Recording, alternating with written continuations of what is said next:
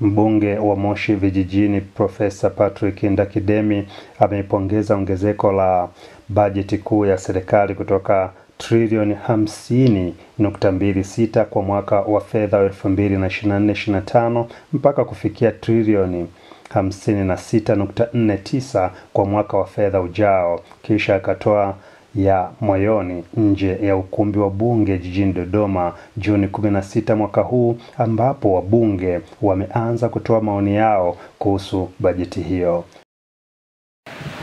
Leo tumeanza michango kuchangia bajeti kuu ya serikali, na kusema ukweli kuna mambo mazuri sana ambayo yako kwenye hiyo bajeti. Tumeona serikali imejitahidi, imeongeza bajeti kutoka shilingi trilioni 50.26 mpaka trilioni 56.49, ambapo kuna ongezeko la shilingi kama trilioni 6.2 na ni ongezeko la asilimia 12.3. Kwa hiyo ni bajeti ambayo ina mategemeo makubwa, imewekwa pale kimkakati kukamilisha miradi ambayo ipo na kuendelea kusupport miradi mipya ambayo serikali imepanga kutekeleza. Kikubwa kilichopo kwenye hii bajeti ni mambo mengi, kusema ukweli ni mazuri sana.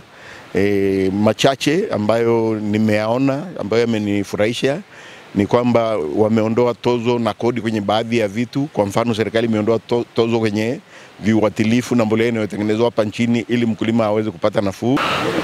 Mimi tangu miaka ya 75 nilikuwa kwenye sekta ya kilimo. Kwa hiyo nimeona mkulima anavyopata shida hapa nchini, kwamba ni wengi, kusema kweli ndio watu ambao wote sisi tumezaliwa na wakulima, wafugaji na wavuvi. Sasa mbinu wanazotumia kuzalisha mazao yao ni mbinu duni sana, na huu duni unatokana na kutokupewa fedha ya kutosha. Kwa mfano, fedha ya kutosha kununua mbegu, fedha ya kutosha kununua mbolea bora, mbolea za kuweka kwenye mazao, fedha ya kutosha kuwasaidia watafiti waendelee kufanya gunduzi mbalimbali ambazo zitawasaidia, fedha ya kutosha kuunga mkono wagani ambao wanapeleka hizi teknolojia kwa wakulima.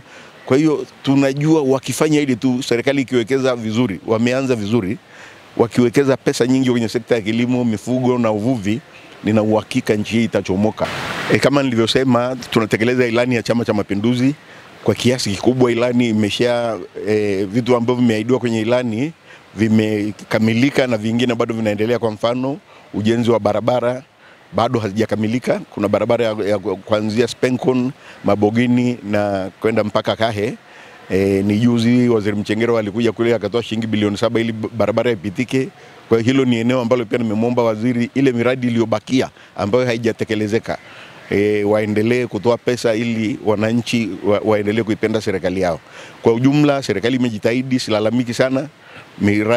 Miradi ni ya kuridhisha. Nimeshapata shilingi bilioni 61 na najua haba na haba ujaza kibaba, hali sio mbaya kusema ukweli. John Israeli, Banda Media, Bungeni, Dodoma.